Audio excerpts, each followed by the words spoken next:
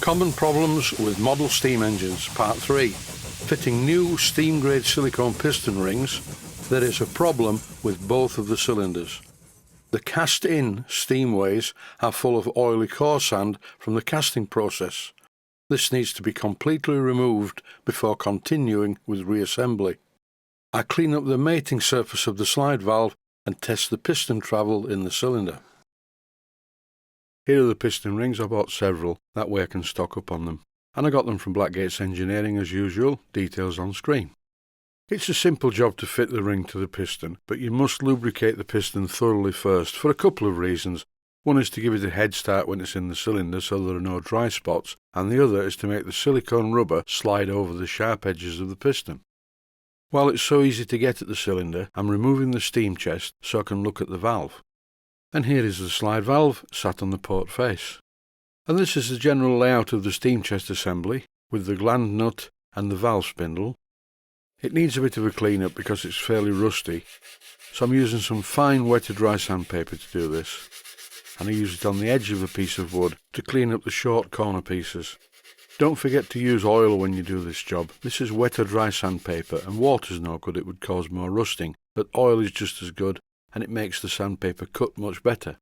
In this clip, I'm cleaning off the oil residue with an old cloth. It's a good idea to clean parts up like this because you do not want any of the residue left because it makes very good grinding paste. And once the part is thoroughly cleaned, I put it back onto the cylinder, making sure that I don't forget the slide valve and making sure that I put the slide valve in the right way around. In this clip, I'm about to reintroduce the piston with its new piston ring to the cylinder. I've already cleaned the cylinder and I'm now lubricating it thoroughly before attempting to put the piston in there. The piston's a very good fit now. I'm really pleased with this. One thing's puzzling me though. It doesn't feel right. There's some compression. Now, how can there be compression because the steam port is open? When I pull and push on the piston, it's obvious that there's something wrong. There's a blockage in the steam port. Now, what could this be, I wonder? As it looks like I'm going to be manipulating this cylinder somewhat, I put a couple of nuts in place on a couple of the studs to hold the steam chest to the cylinder.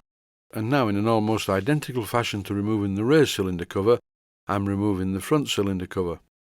And luckily, once again, the small countersunk bolts are coming out very easily, which is not always the case, as I mentioned when I removed the rear cylinder cover. Using my hammer and sharp knife principle, as I've already outlined, the cylinder cover can be removed with ease from the cylinder. If you do this job, be very gentle with the hammer. I'm also now using the knife to make sure that the gasket isn't stuck to the cylinder cover. This is a top tip. It really is a top tip as well, and it only applies to cylinders that have the steam ports and steamways cast in. And having the steamways cast in I find to be a real bonus because you do not have to drill the cylinder down to the steam ports, which can be a very scary job if the drill bursts through the port face instead of into the port itself. These cast iron cylinders are sand castings, and sometimes the casting sand can be left behind. The casting sand remains in the casting itself, usually in the steamways, and the best way to get rid of this sand is to poke it out with some soft brass wire, as shown here. As this sand is in the steamways and it's mixed with oil, it's particularly difficult to get rid of it. It takes quite a while to poke it all out with the piece of brass wire, and this clip shows me finishing off the job with some compressed air. When using a jet of high pressure compressed air to do a job like this, it's a good idea to wear some PPE, personal protective equipment, preferably a pair of safety glasses. It's time now to reassemble the cylinder. I'm showing this with the video speeded up to avoid the possibility of anyone slipping into a coma whilst watching it.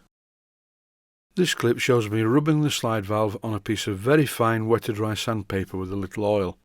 This is to clean up the face of the slide valve and make sure that it seals perfectly with the port face. The port face is in very good condition and did not need cleaning up. Time I think for a quick note about tightening very small nuts onto very small studs. These are 7BA studs and they will fracture very easily, and the last thing you want to do is shear one of them off.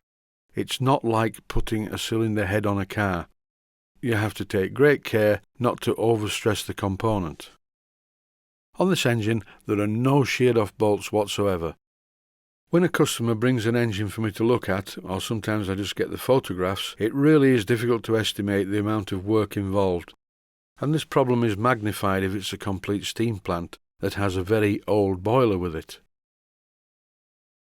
When you first reassemble a steam cylinder on a Stuart Victoria, you must leave the nuts slack that hold the brackets to the cylinder. That way you can ensure that the brackets will fit squarely to the base. If you tighten the nuts up in advance, you will find that the brackets do not sit flat to the base. Once the crosshead is in place, I may have to adjust this, but for the moment I'm just tightening up these bolts that hold the whole thing down to the bed plate. And once the cylinder is securely mounted to the bed plate, it's time to fit this component again. This is a very important component in a steam engine, so it needs to be very tight on the piston rod. It's no good if it's slack on the piston rod, because it will just wear the threads and eventually everything will become a rattle fit. So I'm using my piece of brass method, a big pair of pliers and my trusty adjustable spanner to tighten this onto the piston rod. Being of course very careful not to bend the aforementioned piston rod. There's no need for any Loctite on this component, it doesn't work loose if you fit it correctly. Before I go any further, I'm doing a quick test fit of the connecting rod. It's going to come off again very shortly because I'm going to bust the end of it, but at this stage I just want to make sure that I have full piston travel and that the piston is not hitting the rear cylinder cover.